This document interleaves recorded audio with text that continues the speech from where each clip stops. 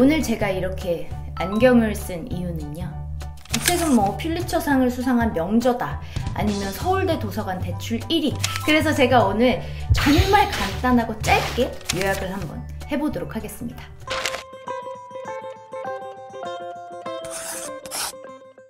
안녕하세요, 제인살롱의 레이디 제인입니다.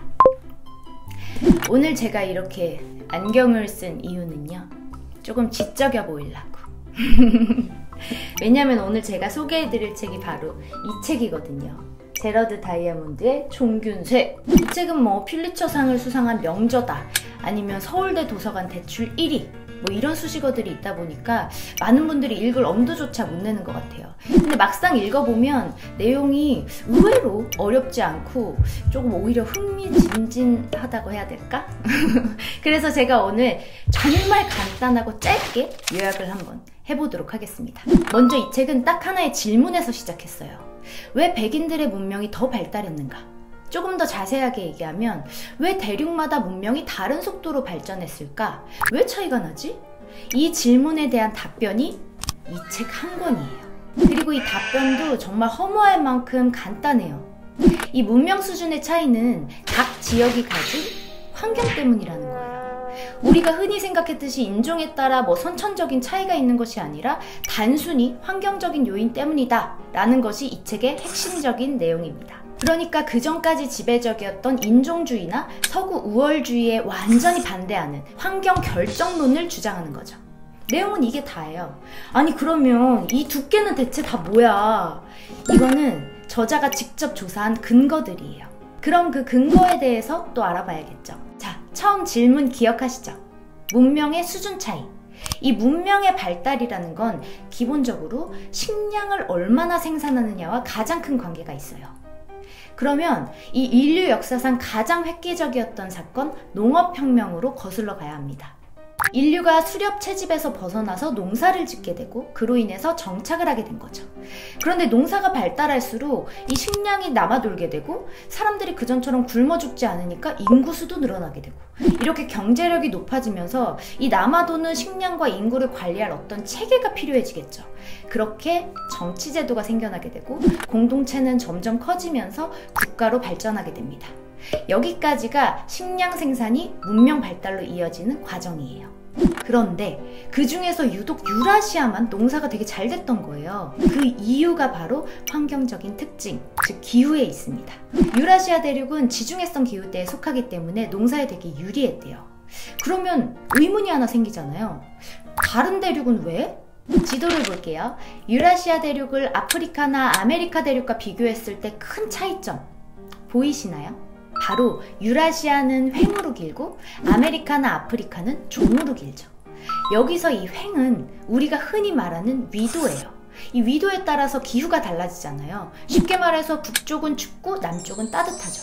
그러니까 이 위도가 같은 횡 방향으로는 기후가 비슷하니까 농사가 전파되기 훨씬 유리했던 거예요. 그런데 뭐 농사가 잘 돼서 문명이 그렇게까지 발달했다는 건 너무 큰 비약 아닌가? 물론 이 과정에서 중요한 세 가지가 탄생합니다. 첫째, 바로 문자예요.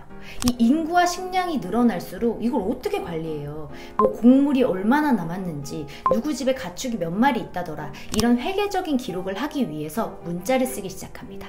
이 정보는 입으로 전할 때보다 문자로 전할 때 훨씬 멀리, 자세히, 정확하게 전파할 수 있으니까요. 두 번째, 철의 생산이에요. 이제 경제력을 갖추게 되니까 농업 말고도 다른 기술을 발전시킬 그런 여유가 생긴 거예요. 그래서 이제 청동기를 지나 철기 시대가 열리게 되고 철제 농기구, 그리고 강철 무기, 이런 것들을 생산하게 됩니다. 그리고 마지막 세 번째, 농업이나 생활에 필요한 가축을 기르게 됩니다. 그 옛날에는 수많은 야생동물들이 있었겠죠. 그 중에서 인간이 길들일 수 있었던, 그러면서 동시에 굉장히 유용한 뭐 소, 양, 말, 염소, 낙타 등등을 기르게 됩니다. 그런데 뭐 가축을 기르는 게 문자나 철의 생산만큼 그렇게 중요한가? 되게 중요합니다. 왜냐하면 모든 균, 즉 바이러스는 이 동물로부터 시작됐기 때문이죠. 이 쥐에서 패스트, 그리고 돼지에서 콜레라가 시작됐듯이.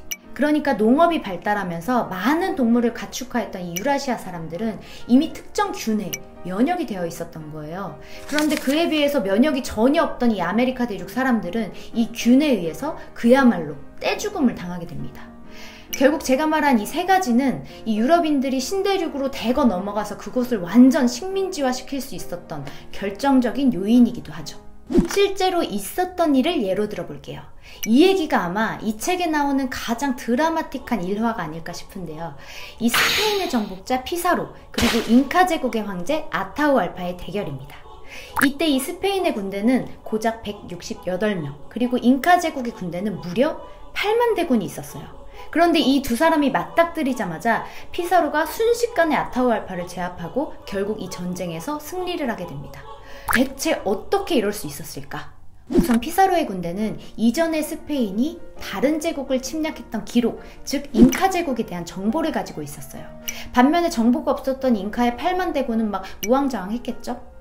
그리고 두 번째, 피사로의 군대는 이 쇠로 만든 갑옷, 무기, 거기다가 말까지 타고 있었어요.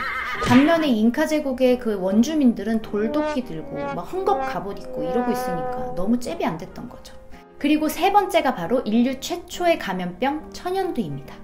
당시에 이제 신대륙으로 넘어간 유럽인들 때문에 아메리카 대륙 전체에 이 천연두가 창궐을 하면서 원주민들이 속수무책으로 죽어나가기 시작하는 거예요. 그래서 결국 수적으로 이렇게 엄청난 차이가 있었음에도 불구하고 이 스페인이 전쟁에서 승리할 수가 있었던 것이죠. 이 책의 제목인 총균쇠의 의미, 이제 아시겠죠? 지금까지 설명한 것처럼 이 문명의 역사가 단순히 환경에 의해서 이렇게 차이나기 시작했다는 점 굉장히 흥미롭지 않나요? 또 저만 흥미롭죠? 네.